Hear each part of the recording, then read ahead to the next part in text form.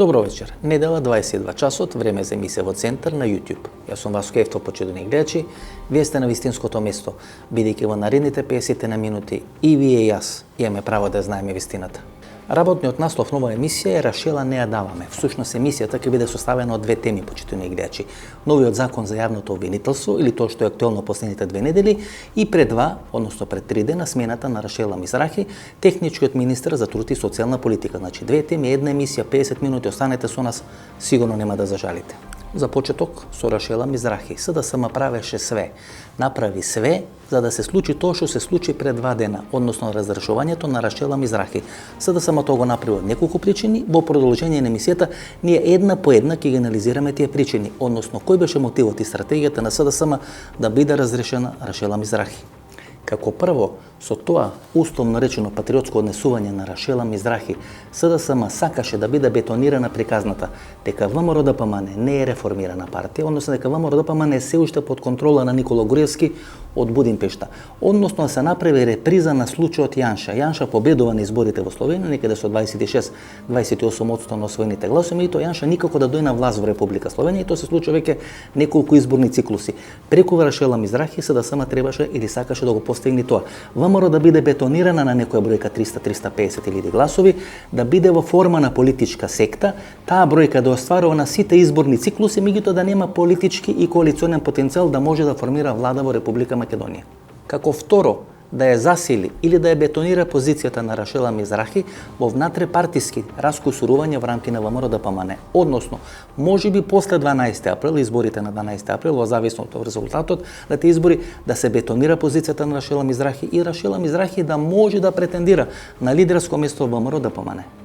И како трето, СДСМ се обеде, можеби ќе успее, можеби нема да успее, да направи замена на моделот Гордана Селјановска со моделот Рашела Мизрахи. Односно, во една година да го принуди ВМРО-ДПМН да направи една драматична промена на моделот на политичко делување. Ако моделот на Гордана Селјановска на ланските претседателски избори беше модел за освојување на неопределените гласови, тогаш моделот на Рашела Мизрахи е модел за бетонирање на тврдото ВМРО-ско гласачко тело. СДСМ се обиди со овие три модалитети, со овие три политички разврски да направи класична замена на моделот на Гордана Селјановска со моделот на Рашела Мизрахи. Во основа, Гордана Селјановска беше многу поопасна за СДСМ и за Зоран Заев во споредба со Рашела Мизрахи. Зошто? Бидејќи Гордана Селјановска взимаше гласови од легенот, од кадата, од гласачите на СДСМ. Всушност, сега со Рашела Мизрахи, СДСМ нема шанса да изгуби дел од своето гласачко тело, односно тоа гласачко тело да гласа за Рашела Мизрахи, како што се случи на ланските претседателски избори, кога дел од гласачите на СДСМ гласа за Гордана Селјановска како отпор или како протест против промената на името, односно таа политика која водеше СДСМ и Зоран Заев.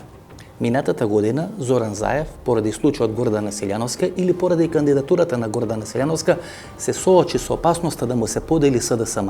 Односно, луѓето кои се блиски на Бранко Царенковски, тоа крило на Бранко Царенковски, кој се уште екзистира, можеби тајно, можеби притајно во структурите на СДСМ, да гласа за Гордана Селјановска. Затоа беше номиниран Стево Пендаровски. Стево Пендаровски требаше да ги неутрализира сите тие можни атаци на синдромот Гордана Селјановска во бројката или во резултатот на претседателските избори на СДСМ. Всушност, постоеше оперативен план. Стево Пендаровски, ако не беше номиниран од Зоран Заев на функцијата претседател на Република Македонија, доди ко независен кандидат и да биде поддржан од таа структура на Бранко Царенковски. Затоа велам дека тој синдром на Гордана Селјановска беше многу поопасен и за Зоран Заев и за СДСМ во споредба со моделот на Рашела Мизрахи. Затоа СДСМ одбра да го фаворизира и да го форсира моделот Рашела Мизрахи на чело на ВМРО-ДПМН како модел на политичко делување. Сега крилото на БЦ игра на две карти, ќе чека резултатите на изборите на 12 април и ќе оди со два можни кандидати. Првиот кандидат кој ќе го турка заедно со олигархијата, името на Мила Царовска, а вториот кандидат кој досега беше во игра, иако одбиваше во 2 наврати, еднаш функцијата да биде кандидат на СДСМ за градоначалник на Скопје, а претходно да биде кандидат на СДСМ за премиер на Република Македонија, тој Живко Мукетов. Моделот на Живко Мукетов се туркаше преку Наташа Савова, до пред неколку години прв соработник на Бранко Царенковски, сега прв соработник на Јордан Орце Камчев. да ги оставиме настрана имињата на Мила Царовска и на Живко Мукветов. Всушност, тоа се двата модели кои луѓето на Бранко Цренковски сега сака да ги разиграат во случај на неповолен резултат за Зоран Заев на изборите на 12 април, односно да се излезе од таа курто-мурто или црна-бела варијанта во Република Македонија и да се вратиме на моделот Рашела Мизрахи. Во моментот Рашела Мизрахи е многу помокна во структурите на ВМРО-ДПМН од Христијан Мицкоски. Тоа од неколку причини, ќе ги анализираме тие причини, почитувани гледачи. Како прво, тоа е компанијата Елбит. Тоа е една од најмокните парадржавни компании во Република Израел.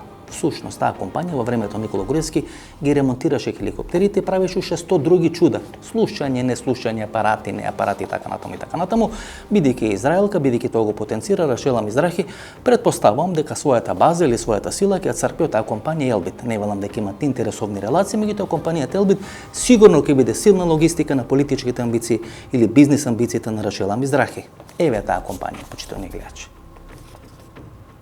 Како второ, тоа е процесот на денационализација на еврејските имоти во Република Македонија, направени во периодот кога Лилјана Мизрахи и Виктор Мизрахи се начело на еврејската заедница во Република Македонија. Тие се во блиски родни соодноси со госпоѓата Рашела Мизрахи. Значи, таа денационализација направена во времето на Никола Груевски. Никола Груевски имаше исклучително блиски релации и со Лилјана Мизрахи и со Виктор Мизрахи. Незината ќерка или нивната ќерка Лашера Мизрахи беше технички министер за труд и социјална политика и како што сега стојат работите во случај на неуспех на Христијан Мицкоски на изборите на 12 април, еден од потенцијалните или можните кандидати за негови наследници на тронот на ВМРО-ДПМН. Бидејќи госпоѓата Рашела Мизрахи постојано го потенцира фактот дека е представник или припадник на еврејската заедница во Република Македонија, ние на интернет го најдовме списокот на членовите на управниот одбор на фондот на Холокаустот на евреите во Република Македонија. Во сегашниот состав на управниот одбор на овој фонд на Холокаустот на евреите во Република Македонија и понатаму членува мајката на госпоѓата Мизрахи, на госпоѓата Рашела Мизрахи, Лилјана Мизрахи, како почесен претседател и представник на еврејската заедница во Република Македонија. Меѓутоа, што е многу поинтересно, почитувани гледачи, кои биле членови на управниот одбор на овој фонд во времето на Никола Груевски? Како прво, тој Горан Трајковски, кој тогаш беше директор на управата за јавни приходи. Како второ, Димитар Богев, кој тогаш беше гувернер на Народната банка на Република Македонија, господинот Мартин Протугар и, внимавајте, госпоѓата Мартина Антич, кој сега се јавува како еден од лидерите на тие интернет структури на ВМРО-ДПМН. Дувло, не дувло и така натаму, многу блиска до Никола Груевски. И гледате, ова е списокот на луѓе на Никола Груевски кои биле членови на тој фонд на Холокаустот. Тоа е поддршката на Рашела Мизрахи. Никола Груевски од Будимпешта дава силна поддршка и ден денес на Рашела Мизрахи. Тоа што Рашела Мизрахи го правеше како министер за труд и социјална политика во македонскиот парламент беше со поддршка и сами на Никола Груевски и на Будимпешта. И како трето, или спомене клучно во овој момент во Република Македонија, односно во структурите на ВМРО-ДПМН. Во ВМРО-ДПМН во моментот не веруваат дека Христијан Мицкоски може да испорача најмалку два резултати. Како прво, сигурна и убедлива победа на изборите на 12 април и како второ, спречување на процесот на можна поделба на ВМРО-ДПМН на два дела. Таа можна поделба на ВМРО-ДПМН на два дела може да се случи и во случај на победа и во случај на пораз на изборите, бидејќи тој расчекор помеѓу врвот на партијата и членството на партијата е така драматичен што тешко некој без разлика дали ќе победи на изборите, ќе може тоа да го запакува во една целина како што Никола Груевски го правеше изминатите 13 или 14 години. Христијан Мицкоски во моментот не е гаранција за тоа. Затоа името на Рашела Мизрахи се повеќе се спомнува како можен потенцијален наследник на Христијан Мицкоски, еден лидер на ВМРО-ДПМН. Затоа, почитувани гледачи, е одбран моделот на Рашела Мизрахи. Тој модел на Рашела Мизрахи им одговараше и на ВМРО-ДПМН, им одговараше и на СДСМ. Како што објаснивме, на СДСМ им одговараше бидејќи со моделот Рашела Мизрахи е заменет моделот на Гордана Селјановска, односно со моделот на Рашела Мизрахи ВМРО-ДПМН се откаже од ловење на неопределени гласачи и се бетонираше или се позиционираше само на освојување на своето традиционално гласачко тело. Од друга страна, ВМРО-ДПМН преку моделот на Рашела Мизрахи сака да покаже патриотизам, бидејќи најголемите критики на тоа тврдо гласачко тело на ВМРО-ДПМН насочени кон Христијан Мицкоски дека човек на калето, дека не направил ништо партијата да ја направи повторно партиотска структура која ќе може да го брани името, презимето, идентитетот и се што оди со тоа. Многу е тешко, почитувани гледачи, вие да водите партија и таа партија да донесе до победа, кога веќе имате 3 или 4 изборни неуспеси, како генерален секретар, како шеф на изборен штаб и како лидер на политичка партија. Говорам за Христијан Мицкоски. Например, на последните председателски избори, само ќе ви презентирам некои изборни резултати за да можам да ја подкрепам мојата теза. Во неговото гласачко место, во првиот круг на тие председателски избори, Гордана Селјановска освоја 44,9% од гласовите, а Стево Пендаровски освоја 51,38% од гласовите. Во вториот круг на председателските избори таа разлика е уште поголема. Стево Пендаровски освоја 52,35% од гласовите, Гордана Селјановска 43,77% од гласовите. Значи, внимавајте, во избирачкото место, кај што гласа Христијан Мицкоски, Гордана Селјановска или неговиот кандидат губи од Стево Пендаровски. Ако вие не можете во своето мало да победите, тогаш како можете да им гарантирате на своите членови, на своето членство, дека може да победите во Република Македонија? И еве уште едни избори за да подкрепиме таа теза. Во гласачкото место или на гласачкото место кај што гласа Гордана Селјановска, во првиот круг на председателските избори таа освоила само 34,97% од излезените гласачи. Стево Пендаровски победил со 55,78%. Во вториот круг Стево Пендаровски има 54,07%, Гордана Селјановска Давко има 40,16%. Значи во гласачкото место или на гласачкото место кај што гласа Гордана Селјановска, таа е до нозе победена или истепана на изборите председателски во првиот и во вториот круг од Стево Пендаровски. Значи, двојката која ги водеше председателските избори и парламентарните избори минатата година, Христијан Мицкоски и Гордана Селјановска, во првиот и вториот круг на председателските избори минатата година беа прегазени од Стево Пендаровски како шлепер жаба. И уште нешто, односно последни, тука да завршуваме веќе со моделот на Рашела Мизрахи. Само 2 дена пред да биде сменето таа функција, таа оствари средба, официјална средба со амбасадорот на Руската Федерација во Република Македонија. Тоа што е исклучително важно. Амбасадорот на Руската Федерација на таа официјална средба отиде во кабинетот на госпоѓата Рашела Мизрахи, односно во Министерството за труд и социјална политика. Што е сосема различно од онаа средба која раководството на ВМРО ДПМН имаше со рускиот амбасадор некаде пред 2 месеци, кога Христијан Мицкоски, Александар Николовски, Тимчо Мицунски отидоа во Руската Федерација, беа оставени да чекаат пола сат. Тоа значи дека Руската Федерација изразува многу поголема поддршка на Рашела Мизрахи во споредба со Христијан Мицкоски. Тука завршуваме со Рашела Мизрахи и продолжуваме со другиот дел на нашата емисија. Продолжуваме со вториот дел од интервјуто со Звонко Давидовиќ на тема Катица Јанева, рекет, бомбите, Јордан Орце Камчев. Значи, останете со нас, многу интересна емисија. Звонко Давидовиќ, втор дел на интервјуто со него. Да се вратиме кај Камчев и кај Лилија Стефанова. Имате 5 елемент, кај што вели Наташа Саво. Значи, допред некоја година десната рака на Бранко Царенковски, сега десна рака на Јордан Орце Камчев. Според нејзино и праќа посулче. Да, и праќа две. Прво, вели се заканува во име на Сашо Мјалков, значи се заканува во име на Сашо. Наташа Сава навистина тоа го демонтираше, но можеме да го анализираме. И второ, и дава посулче или ливче напишано на латиница од Јордан Орце Камчев. Толку сериозно обвинување, Лилија Стефанова не е човек кој е до улица или аутсайдер и така натаму, туку напротив е инсайдер, кој ги знае сите тие работи. Јавноста реагира како тоа да се случува во Норвешка, во Исланд, некаде на Гренланд и така натаму. Како очекувате да реагира народот кога вашиот специјален јавен обвинител е уапсен за злоупотреба на својата положба? Што очекувате веќе да видите драстично, што, со други зборови, што е тоа што повеќе би можело да го изненади народот? Не постои. Ја не знам ни една земја, дури ни афричка, со вакво нешто во низиниот правен систем да се судрува и да нема одговор на правниот систем. Да нема реакција. Со бидом да направам оваа логика. Бомбите ке Катица Јанева завршува 2015-2016 година. 3 или 4 години. Тога се воспоставуваат релациите можеби со Боки 13. Значи, овие аматери ги имале бомбите во своји раце само 3 години. Што правиме со професионалците, кои не се аматери ко Катица Јанева и ко Боки 13, кои ги имале бомбите 10 или 12 години во своји раце? Ако ви успеале да изрекетират такви манги, како Јордан Орце Камчев, кои со смење милиони и пол евра му дава на Боки 13, го испраќа до врата, разговараат, се гледа дека се пријатели. Што правиме кога големите манги или големите играчи или професионалци ги имат бомбите во своји раце? Какви уцени тога се прават? Како се оценуваат големите политички партии, како се оценуваат големите олигарси? Зато правосудниот систем не функционира. Тоа е трагедијата, затоа што мора да има одговор на системот, а нема. Како Затоа да што видите функционира? правосудниот систем... Тие ги имат бомбите, ја имат полицијата, ги имат информациите, ги имат медиумите, го имат судството, врз база на тоа ги имат политичките Тоа сакам да ви партии. кажам. Уште да го назначат американскиот амбасадор во Република Македонија и све ќе може да прават тие луѓе со тоа што располагаат. Ние ги лоциравме проблемите.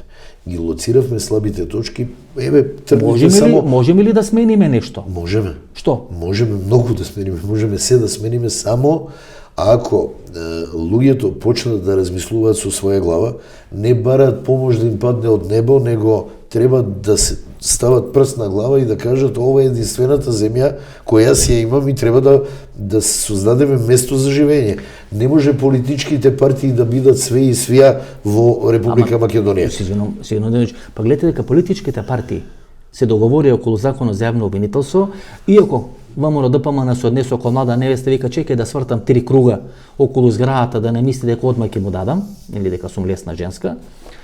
И кои предмети се трнати на страна, тали редени, тали два? Што се тали редени, тали два? Тоа ќе видиме кои све предмети ќе бидат и понатаму трнати. Да, за имотот на ВМРО. Значи ВМРО главните преговори што ги прави со СДСМ, како нивниот имот да не биде предмет на зашто ви е чудно кога санкционирање на специјалното обвинителство? Зашто ви е чудно кога специјалното јавно обвинителство даде јасен знак во таа насока? Се сеќавате ли дека имаше времена мерка со која го замрзна имотот, 2 недели подоцна или 2 месец дена подоцна го одмрзна имотот? Мојата емисија објави снимки на Панче Тошковски, човекот кој е клучен правен играч во ВМРО ДПМН, и Ленче Ристевска, кој е обвинител и известител за случајот Талир 1 и Талир 2. И нема реакција во јавност, значи точно се гледа што било предмет на пазарење. Предмет на пазарење да се ослободат 3 или 4 крупни играчи во ВМРО ДПМН и да се ослободи имотот на ВМРО ДПМН. Бидејќи имотот на ВМРО ДПМН е замрзнат, еден ден после интервјуто на Христијан Мицковски на Алсатем телевизија, кој тој најавил дека планира да го продаде имотот на ВМРО ДПМН. И после тоа е одмрзнат. И после тоа е одмрзнат. Но се видите, ние треба да сме многу будали, и многу наивни, за да не поврземе 2 и 2 дека се 4. Вие го имате извештајот на Прибе, кој тек ќе стане актуелен. Кој е клучен? Кој е клучен, Уставот тек ќе стане актуелен со преговорите. Јас ви го тврдам тоа. Тек ќе не боли глава околу него, а сега го... А Прибе ни вели во телефонски разговор, Катица Јанева е избрана на предлог на Никола Груевски, со кој се согласи Зоран Заев. И другите двајца лидери. Но точно ги лоцира проблемите, точно ги лоцира областите и дава препораки како истите се надмират. И повторно го имаме името на Наташа Савова. Ајде малку да го анализираме тој феномен или тој име кој ни се провлеко изминатите 10 или 15 години во политичките и во бизнис кругови во Република Македонија. До пред некоја година Наташа Савова е прв човек или прв соработник на Бранко Царенковски, жена или политичар кој има исклучително битно влијание врз политиката на Бранко Царенковски, врз одлуките на Бранко Царенковски, поврзана со аферата Надеж. Всушност во времето на Бранко Царенковски, последните 10 години од неговото владење со СДСМ и како претседател на Република Македонија, Наташа Савова ги влече клучните потези, има битно влијание врз неговата политика. И во изминатите 13 месеци или 1 до 2 години, Наташа Савова од прв соработник на Бранко Царенковски станува прв соработник на Јордан Орце Камчев. Целата таа медиумска структура, целата таа подршка, целиот тој модел за спасување на Јордан Орце Камчев всушност е дело или го раководи Наташа Савова. Да не се лажиме, Наташа Савова располага или може да контролира исклучителна мокна мрежа во медиумите, во бизнис структурите. Незиниот најблизок соработник или незината десна рака Никола Колевски е човек од најголема доверба на Живко Мукетов или генералниот директор на акционерското друштво Алколоид. Уште додека беше директор на Елен Христијан Мицковски, Живко Мукетов и Никола Колевски беа првите кои почна да го промовират Мицковски како иден нов лидер на ВМРО ДПМН. Во овој момент таа релација помеѓу Никола Колевски, Живко Мукетов, односно Алколоид и Христијан Мицковски, најблагоречена е подршка на Христијан Мицковски да успее во својата политичка кариера. Во оние дагау телефонски разговори или бомби кои Орце Камчев ви кажува некаде во Бугарија или во Банско, може да се насети дека Јордан Орце Камчев им дава силна подршка на ВМРО ДПМН, посебно на Христијан Мицковски, и многу мина шпекулират дека Христијан Мицковски во изминатите 12 месеци тешко ќе опстоеше на челната позиција во ВМРО ДПМН ако не беше таа подршка на Јордан Орце Камчев. Всушност, Орце Камчев и Христијан Мицкоски може да се работуваат ко Васил Рингов и Дарко Панчев, бидејќи на Орце Камчев му треба поддршката на ВМРО-ДПМН да биде пуштена во историјата или да биде адаптирана целата таа ситуација околу специјалното јавно обвинителство. На Христијан Мицкоски му треба таа логистика на Орце Камчев да остане на челната позиција во врвот на ВМРО-ДПМН. Мицкоски во моментот има добри релации со Витаминка, со дел од луѓето кои се во врвот на Витаминка или се дел од акционерите на Витаминка, поради некој струја, муја, хидро, мидро, спотер комбинација, значи Витаминка е еден од субјектите кои има добри релации со Христијан Мицкоски. И четвртиот субјект е Дејан Панделевски или Пелистерка. Дејан Панделевски има блиски роднински релации со човекот од најблиска доверба на Христијан Мицкоски, тоа е Панче Тошковски. Панче Тошковски ни се појавуваше во тие преговори за специјалното јавно обвинителство. Ние во една од претходните емисии објавивме дури и снимки на тие некои средби по кафулиња, по кафани, помеѓу Панче Тошковски и Ленче Ристаска, кој ги води случаите Талир 1 или Талир 2, кои се поврзани со замрзнување на имотот на ВМРО-ДПМН. Значи Панче Тошковски има исклучително блиски роднински релации со Дејан Панделевски или првиот човек на Пелистерка. Сопругата на Панче Тошковски е прва вртучетка на Дејан Панделевски. Значи Дејан Панделевски, бидејќи неговиот татко се наоѓа под удар на тој случај империја, има амбиции или има желби да помогне на Христијан Мицкоски на ВМРО-ДПМН, за да може да биде адаптирана целата таа приказна, да биде укинет случајот империја и да биде укинето специјалното јавно обвинителство. Тоа е горе-доле некоја логистика на Христијан Мицкоски, има логистика од Сашо Мјалков, има логистика од Никола Груевски, меѓутоа Сашо Мјалков и Никола Груевски никогаш не играат на една карта, дали тоа ќе биде доволно Мицкоски да победи на 12 април, да остане лидер на ВМРО-ДПМН иден македонски премиер, ќе видиме за 2 месеци. Значи 2 години не може да го сменат Јован Вангеловски. Јас тоа би го нарекол не може, неќат, а не можат. Затоа што има начин, има правна процедура, прашање на политичка волја на крај. Која е тоа закоравена политичка мафија? Тоа е која владее со Република Македонија, која не дозволува ништо надвор од таа Курто и Мурто комбинација да просперира во Република Македонија, плюс мали мујо кој би бил Али Ахмети. Али затоа се поставува прашање каде се тука судиите? Вие можете да бидете... Имаше една спекулација во моментот кога се расправа дали ќе биде притворен или нема да биде притворен Јордан Орце Камчев, дека на повеќе од 84 суди име звонето на телефон. Може да точно, може да не точно, има значи спекулација. Што ви кажува тоа? Па тоа ни Зоран Заев, ни Христијан Мицкоски не може во еден момент на 83 суди да се... Што ви кажува тоа? Тоа ви кажува дека има центри на мок кои владаат со Република Македонија. И што треба да се направи? Да се направи реевалуација на работењето на секој судија поединечниот обвинител. Сите бегаат од тоа, сите политички партии. Измислуваат ветинг, измислуваат топла вода. Ветинг, јас 100 пати сум кажал, ветинг е нешто што е во иднина. Луѓево кои треба да стапат дали ќе може да одговорат на задачи. А тој што веќе има багаж, мораме реевалуација на неговото работење, евалуација на неговото работење да направиме. Се вади куферче. Еден судија е помоќен, али вистински судија со педигре, со морален интегритет и тежина е помоќен од било кој премиер. Ја на пример едно да ви кажам, само судија може да ве прати во затвор. Да видиш. И никој не може да каже. Кога ќе погледнете на Facebook, не сакам имења да спомнам. Не може. Многу судии ми се пријатели. И кога ќе ги погледнам нивните Facebook страни, ја гледам дека тие патуваат повеќе од овој од Контики што почина пред еден месец. Со кои пари тие може да патуваат? Море Израел, море Кина, не знам, Латинска Америка, доле и така натаму. Значи јас работам многу повеќе од нив врз база на пријавениот данок и можам да си дозволам еден одмор во тек на годината, зимски одмор, пошто не скијам, бидејќи не скијам не користа, па тие патуваат по 4 по 5 пати. Сакате Великден, сакате Божик, сакате реевалуација на нивното работење и испитување на имотот. Апсолутно, мора да се испити имотот. Многу лесно и затоа ви кажувам, има мерки, има действија кои може да се спроведат. Ако на Боки 13 вие у куферче му изброите 1,5 милион евра. Ако во куферче му изброите 1,5 милион евра, тоа што може да дајте за судизм, за полиција? Јавна тајна е дека дел од луѓето кои се на врвни функции во државната безбедност или во ДБК се вработени хонорарно или преку своите деца кај најкрупните олигарси во Република Македонија. Им купувале Шкоди, им купувале разни автомобили. Тоа не е нешто што само во Македонија се случува. Ние се збориме за нашата мака. Ние се збориме свесни дека во Русија, во Украина, во најголемите обавештајци, најголеми луѓе кои беа на многу битни позиции во безбедносните служби, понатаму беа многу близок блиски со криминалците или беа нивни заштитници? Така или беа и самите погледнете дел од таа мафија? од поранешните директори или први луѓе на државната безбедност или на ДБК, или децата им се вработени, не знам, во Зегин или работеле во период во Зегин, или се блиски до Систина, или не знам, жените им се вработени во клучните амбасади во Република Македонија. Значи, тоа е една метастаза која многу тешко може да се разбие. Тоа се обидам да... Јас ви тврдам дека постојат судии во Република Македонија кои се многу честни.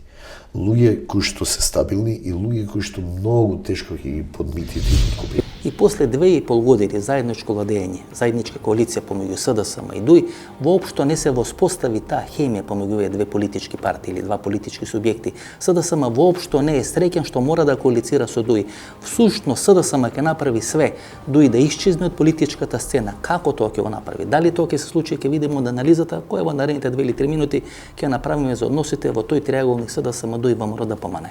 До пред една недела и до пред 7 дена СДСМ сериозно размислуваше, не само што сериозно размислуваше, туку правеше оперативни планови како да формира нова влада без ДУИ, да ги пролонгира изборите, да се оди на нови избори и така да се влезе во процес на дедуивизација на албанската политичка сцена. Значи СДСМ сериозно размислуваше да го истисне ДУИ од власта, да направи нова владена коалиција и со таа нова владена коалиција дојде на редовни парламентарни избори. Ако СДСМ победи на изборите на 12 април или дојде во ситуација, односно во можност да формира влада после изборите на 12 април, таа ќе влезе во два процеси или во најмалку два процеси. Едниот процес во ВМРО ДПМН, вториот процес во ДУИ. И во двете ситуации СДСМ ќе оди на поделба на ВМРО ДПМН и поделба на ДУИ. Во едниот модел тоа ќе биде моделот на Рашела Миздрахи, во втората ситуација тоа може да биде моделот на Бојар Османи. Всушност СДСМ ќе сака да ги располучи или да ги преполови и ВМРО ДПМН и ДУИ, бидејќи тоа се повеќе политички движења, политички покрити отколку политички партии. Тие може да опстанат само ако се на власт. Ако не се на власт, и ДУИ и ВМРО ДПМН тешко може да функционираат. СДСМ тоа го знае и ќе направи све после изборите на 12 април да се случи поделба и во ВМРО ДПМН и во ДУИ. Што е суштината на тој конфликт помеѓу ДУИ и СДСМ? Слаба партија ДУИ или слаб Али Ахмети, или Али Ахмети исчезнат или избаркан од политичката сцена е рецепт и гаранција за политичка долговечност на Зоран Заев како премиер на Република Македонија или како лидер на СДСМ. Затоа Зоран Заев, спиритус мовенс на неговото политичко делување е да направи слаба партијата ДУИ, да го направи слаб Али Ахмети. Колку е послаба ДУИ и Али Ахмети, толку Зоран Заев ќе може повеќе да владее во Република Македонија или биде начело на СДСМ. И тоа е ребусот на Али Ахмети, односно тоа е ребусот на ДУИ. Али Ахмети и ДУИ знаат дека СДСМ и Зоран Заев преговарат и со Мендух Тачи, со Беса, па дури со Алијансата. Дека СДСМ и Зоран Заев всушност после изборите на 12 април би биле многу среќни ако може да направат влада без Али Ахмети и без ДУИ.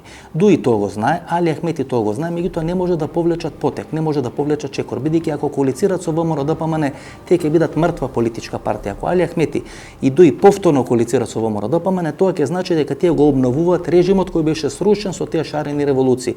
Затоа во овој момент и Али Ахмети и ДУИ се наоѓаат во многу тешка политичка ситуација, како ќе изгледа тоа ќе биде главниот ребус на изборите на 12 април.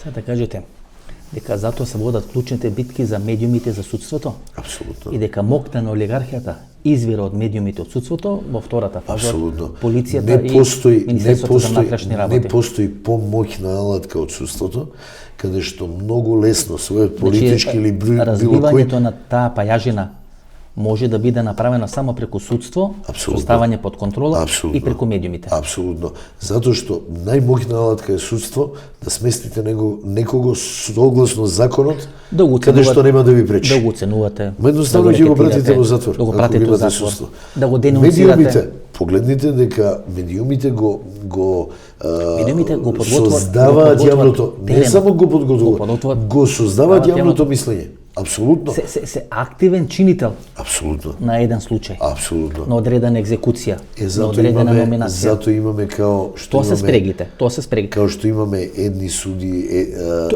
тоа е организираниот криминал. Апсолутно. Во Република Македонија. Не само во Република Македонија. Секаде. Говориме за Република Македонија. Добро. Случајот рекет за вас е случај рекет или случај подкуп? Како ви би го дефинирале? Вака, јас навистина не ги знам таму доказите, затоа што не сум ги гледал. Чисто како експерт. Што го гледам. А ако јас дојдам, или вие кај мене, се едно, дома, и јас со смеење се напием кафе со вас и ви дадам куфер со 1,5 лева и со смење ви испратам до влезната врата, многу тешко ќе докажам некому дека вие сте ме рекетирале, дека јас сум бил принуден, уценет или на било кој друг начин присилен да ви ги дадам тие пари. Прито тој човек кој ги добива парите, отвора телевизија во студиото кое важеше за студио блиско на ВМРО ДПМН, кој ги снимаше сите митинзи на ВМРО ДПМН, сите наградни игри, сите големи перформанси на ВМРО ДПМН, говорам за Томато студиото, тамо беше отворена А1 или еден телевизија, како се нарекува. Двата случаи на лаверита се точно темпирани. Првиот случај на лаверита со ова афера подкуп рекет или како да ја наречеме, е темпирано во моментот кога се носи одлука дали ќе се продолжи или нема да се продолжи мандатот на специјалното јавно обвинителство. А вториот случај е темпиран 2 дена пред клучните регионални избори во Италија, кај што Салвини треба да победи да формира влада. Тоа е со Фратело Вици, Фратело Зоки околу подкуп или купување на гласови на изборите во 2014 година. Обвинителството во Словенија, односно полициските структури во Словенија, сега водат афера за можно руско влијание, руски пари преку Унгарија во одредени медиуми во Словенија и во Република Македонија, кои треба да направат све Македонија да не стане членка на НАТО, а да се засили руското влијание во Словенија во лимовите. Ние влагаме во една многу покрупна игра, нешто можеби насетуваме, не до крај, и вие можеби насетуваме малку повеќе, не сакаме да кажеме, бидејќи сепак и публиката и треба време некои работи да ги свари, некој ако не ги свари, ќе смета дека не говориме вистината. Че ова е многу покрупна игра од тоа што ние можеме да претпоставиме во еден момент. Вака, пак ќе ви кажам, ја политичкиот дел не можам да го коментирам затоа што не сум стручен, само факти. Она што мене ме секира е што нема заживување, нема волја за иднина на правниот систем. А тој е клучен за да ја заздравиме државата и да поставиме на вистински прави нозе, за да можеме да напредуваме. Ако не расчистиме со организираниот криминал, не расчистиме со високиот криминал, не расчистиме со она што ни се случуваше изминатите години и не го извадиме ѓубрето ставено под килим, кој упорно го бутаме 25 години под килим, ние многу тешко ќе напредуваме како држава и како народ. Да видиш, ние пред 2 дена со гласањето 116 присутни во македонскиот парламент, 114 гласале за НАТО, свативме дека таа коалиција Курто-Мурто функционира во Република Македонија. Дека сите овие приказки се карат за обвинителство, па не се карат, па не знам, Груевски избегал преку 3 држави, 4 држави, па не знам, Мицковски и Заев не се поднесуваат, едниот кој го апси, другиот, вториот кој го апси, првите така натаму, се прикази за мали деца. Тие луѓе си функционираат ко швајцарски саат, си функционираат на дневна основа и гласањето од 116 присутни во парламентот, 114 кренале рака за прием во НАТО по такви услови какви што се условите, покажува дека тие луѓе се договорени. Мене ми пречи една друга работа, што политичките партии најчесто со своите тимови седнуваат па договараат системски закони за кои немаат поима. Они го договараат законот за јавно обвинителство исто како што го договорија законот за специјално јавно обвинителство, кој се виде каков е, без при тоа да го имаат потребното знаење и умење да го направат на вистина тој закон како што треба, не слушајќи ги професионалците кои секојдневно се содружуваат со проблемите во судница. Тоа продолжуваат да го прават со закони кои се многу сериозни, како што е закон за судски совет, како што е закон за парнична постапка, кривична. Само едно прашање. Кажите. Ако вие не знаете, се ова е хипотетски, ако вие не знаете дека сте болен од некоја тешка болест, вие може да се качите на водно, иако сте во лоша физичка кондиција. Но ако знаете дека сте болен од една тешка болест, вие не може да се качите ни до државна болница. Но сакам да кажам дека незнаењето е сила. И овие луѓе кои седнува да се договарат со незнаење се многу опасна пеколна машина. Апсолутно. Во раците на одредени структури кои држат во заложничество Република Македонија веќе 30 години. Незнаењето им е погонско гориво на овие луѓе да може да функционират и да може да малтретират Република Македонија. Не можете, значи ние кога се менуваше власта, условно кажано, кога паѓаше режимот, како што милуваат многу луѓе да кажат, очекувањата беа големи. Попадна Никола Груевски. Така е. Очекувањата беа да има правда, да има мир, да има еднакво важење на закон еднакво за сите. Нас тоа не ни се случи, за жал. Вие меѓу првите во емисијата во Центар изразивте несогласување со таа шарена револуција, ако бевте дел на шарената револуција, рековте дека шарената револуција не ги исполнила своите цели, посебно во делот на правната држава. Меѓутоа, сега ние отидовме во една друга крайност. Всушност да ја користиме правната држава за заштита на мафијата. Не ја користиме правната држава. Да ја држи, користи правната држава за заштита на мафијата. Ние немаме правна држава за да можеме да ја користиме. Ние имаме квази правна држава, за која тврдиме дека е правна држава. Немаме ние правна држава. Пред една недела порталот necenzurilo.si повторно отвори аферата како с унгарски пари се купувани медиуми ширум Балканскиот полуостров, во Словенија, во Хрватска, во Бугарија, во Романија и во Република Македонија. За разлика од сите досегашни анализи и истражувања кои беа правени на оваа тема, сега за прв пат necenzurilo.si ја споменува фирмата V4, која пред една година е формирана во Лондон. Тоа е клучната фирма, почитувани гледачи. Значи, за прв пат, после сите тие истражувања, кај што се промашуваше адресата, се промашуваше целта necenzurilo.si, за прв пат ја отвара темата или прашањето на таа фирма V4, која е формирана во Лондон и мислам дека погодуваат во центар. И како еден од газдите на таа фирма V4 во Лондон се спомнува името на Арпад Хабони. Внимавајте, почитувани гледачи. Тоа е исклучително важно и мокно име. Арпад Хабони до пред неколку години или до пред 2 години, до 2017 година, тој е спин докторот на Виктор Орбан. Тој е автор на таа стратегија со која Виктор Орбан победуваше на изборите во Република Унгарија последните 10 години. После падот на владата на Република Словенија, сега во Република Словенија треба да се организират и да се одржат предвремени парламентарни избори. Затоа повторно се отвора таа тема на унгарските пари со кои се купуваат медиуми ширум Балканскиот полуостров и сега за прв пат во Република Словенија се отвора темата дали можеби позади Виктор Орбан и неговите финансиски трансакции ширум Балканскиот полуостров во Италија и во други дестинации во Европа, можеби стои Владимир Путин и одредени руски олигарси. За да не ви раскажувам јас или да ви цитирам делови, бројки, суми, трансакции кои се правени во тој процес на купување на унгарските медиуми, вие ќе одите на сајтот necenzurilo.si, тамо ќе може да ги видите сите тие работи, почитувани гледачи. Еве тоа како изгледа. Повелете тамо, прочитајте, многу работи ќе ви станат појасни. Да се вратиме на Арпад Хабони, кој е клучен играч во оваа приказка околу таа фирма V4 која е формирана во Лондон 2019 година. Тој е ученик на Артур Џейл Финкенстајн. Внимавајте, значи Арпад Хабони е ученик на Артур Џейл Финкенстајн. Ние ќе објасниме понатаму кој е господинот Финкенстајн. Артур Џейл Финкенстајн е роден на 18 мај 1945 година, починува на 18 август 2017 година. Тој е професор на Арпад Хабони. Арпад Хабони е спин доктор на господинот Виктор Орбан.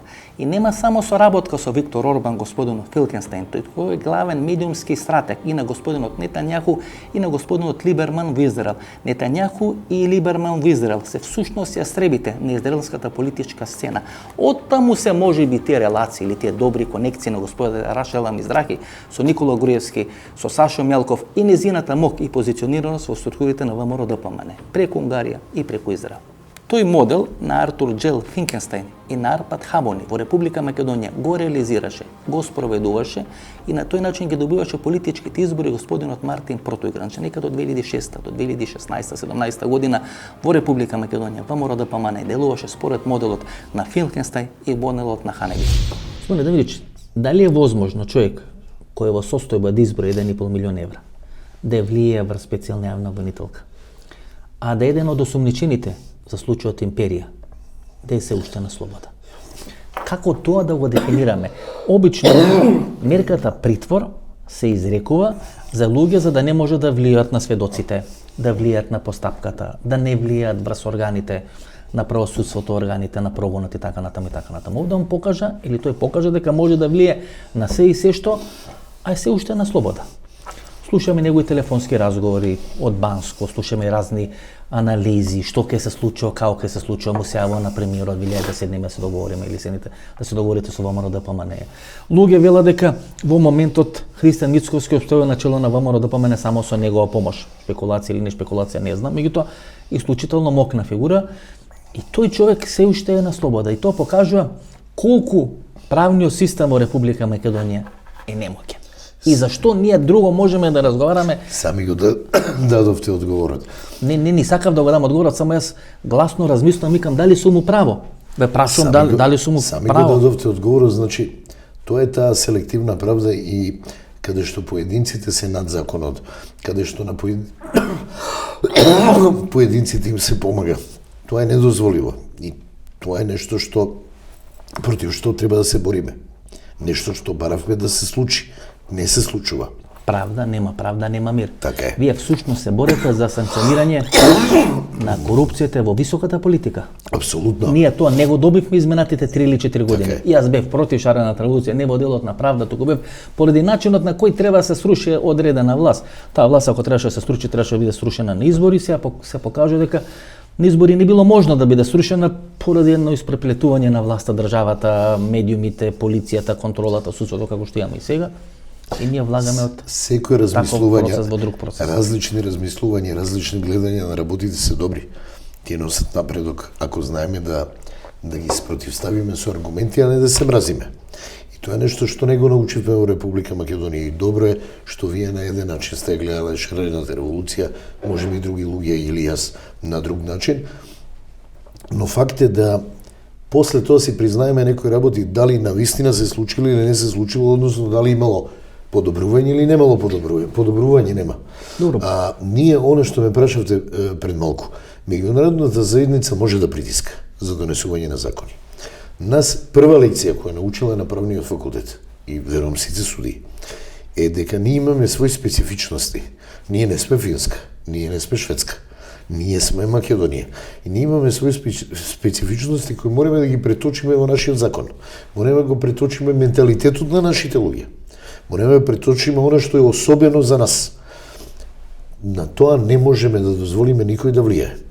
И особено не можеме да дозволиме било кој да влијае на брзина на донесување на системски закон кој треба да е квалитетен. После неколку месечна пауза или неколку месечна пензија од проблемите во Република Македонија, повторно се јави новинарот на мафијата, господинот Ларис Гајзер со текст од 25 јануари, посветен на изборите 2014 година, односно како за 10 евра биле купувани гласови од страна на Вице Заев и на Зоран Заев. Медиумите и порталите финансирани или под контрола на Орбан правеа вистинска хистерија околу тој текст на Лаверита, меѓутоа акцентот на тој текст на Лаверита не беа македонските прилики, туку беа изборите во Италија, односно помошта или поддршката која требаше да му се даде на Матео Салвини за преживување италијанската политичка сцена. Неколку дена по објавување на таа афера во Лаверита за изборите од 2014 година во Република Македонија, Матео Салвини имаше клучни избори во регионот Регио Емилија. Всушност, тој е бастионот на левицата.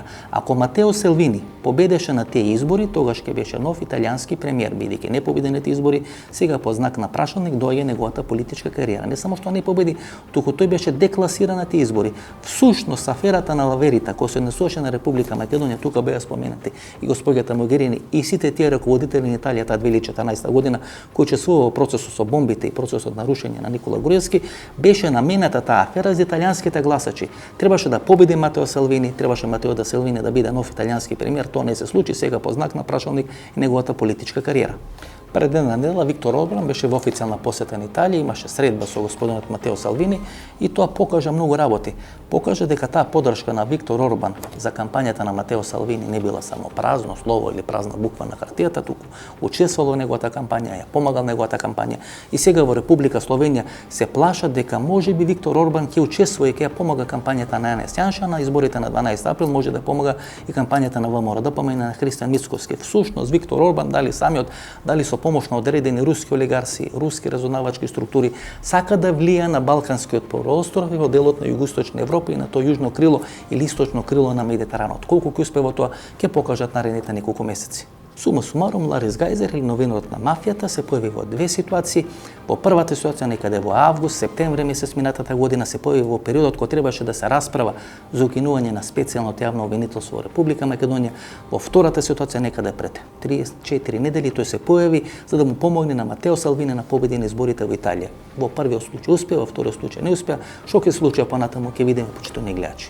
Со еден збор кажано, почитувани гледачи, станува збор за една екстремно мокна десничарска структура која има изворедни односи со Владимир Путин и со руските олигарси, има изворедни релации со сите десно ориентирани политички партии кои се против ЕУ и против НАТО. Тоа не може да е лоша, може би да е добра, може би да е лоша стратегија, не знам, не е моје да судам, не е моје да проценувам. Меѓутоа, таа политичка структура, таа медиумска структура е екстремно опасно, многу добро финансирана и многу добро организирана и може да прави проблеми во одредени држави на Балканскиот полуостров и во Југоисточна Европа. Ларис Гајзер, како што кажав, е новинар на таа мафија, новинар на таа политичка структура. Се јавува како извршител, како платеник во одредени ситуации. Секогаш кога треба нешто да се постигне, Ларис Гајзер на копче или на дугме се носи во одредена држава, се вади одредена афера и подоцна има политички разврски. Тоа е суштината на се ова што ви го кажав. Таа афера ја отварат во Република Словенија. Може би утре ќе се отвори во Република Македонија, меѓутоа тоа е суштината на процесите.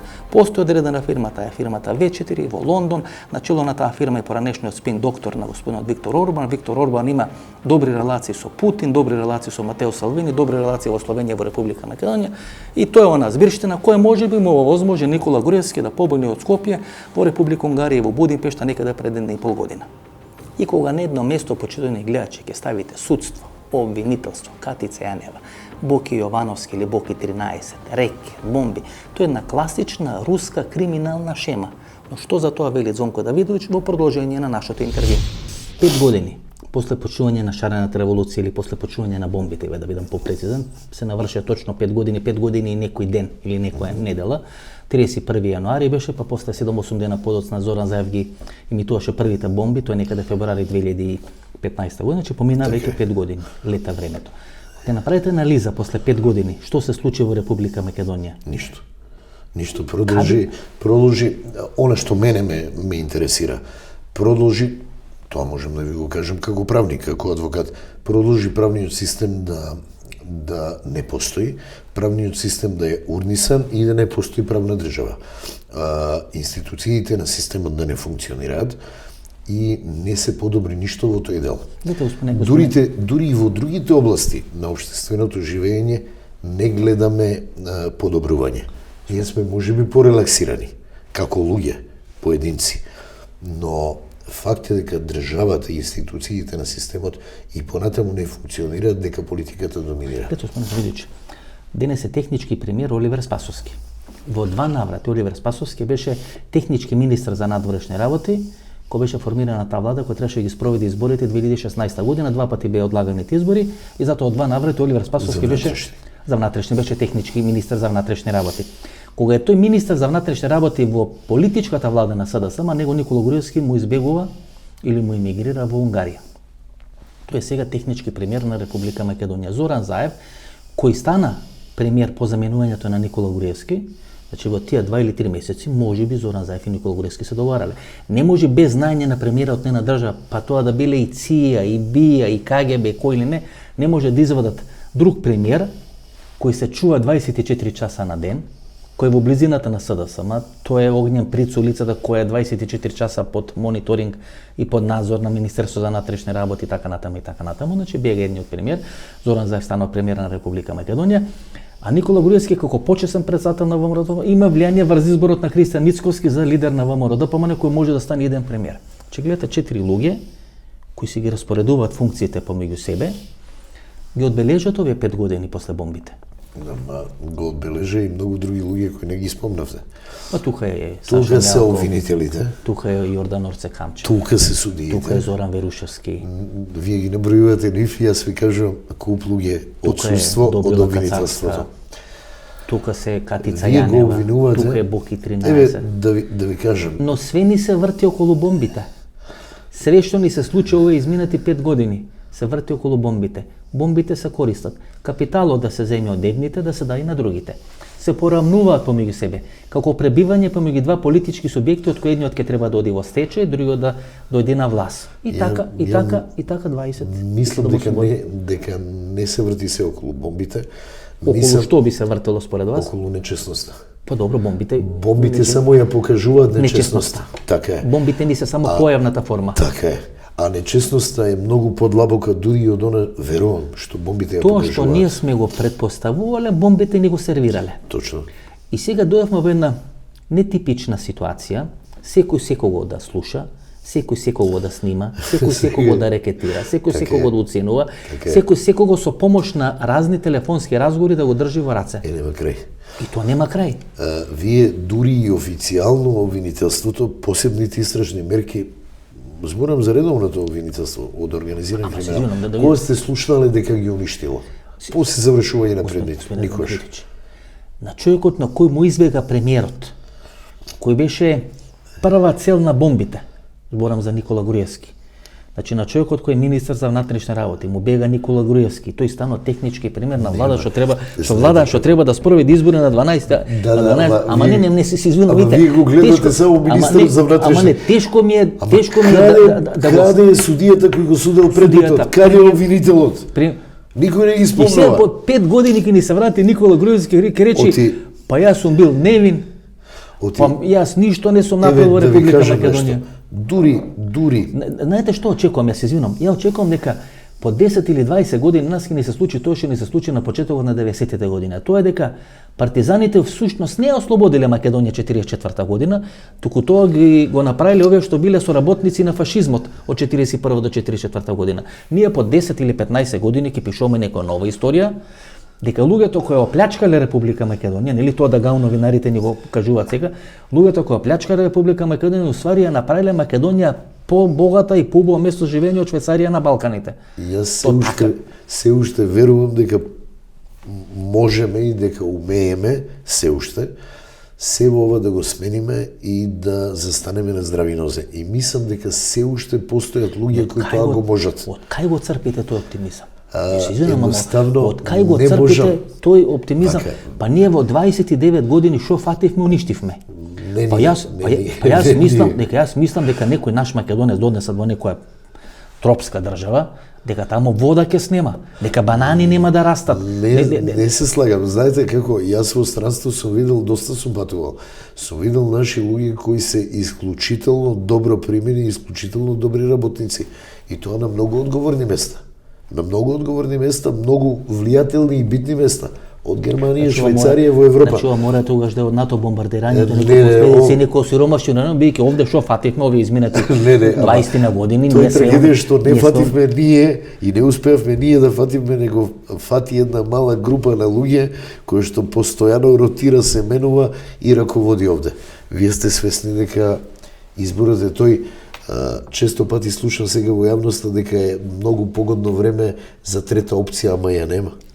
Видите, ако ние сме у состојба 4 лидери на политички партии, една или друга комбинација, да изберат Катица Јанева да биде прв човек на специјалното јавно обвинителство, што може тие луѓе се договорат кој да биде нов министер за полицијата? Што ви кажува? Министер за одбраната. Што 4 такви лидери избрале таков специјален обвинител. Па тие може да изберат, нивото на лидерите е еднаков на нивото на избраниот обвинител. Се согласувам, но тие луѓе може да одберат, не да е Боже си викам, замислите да имавме некоја нуклеарна бомба.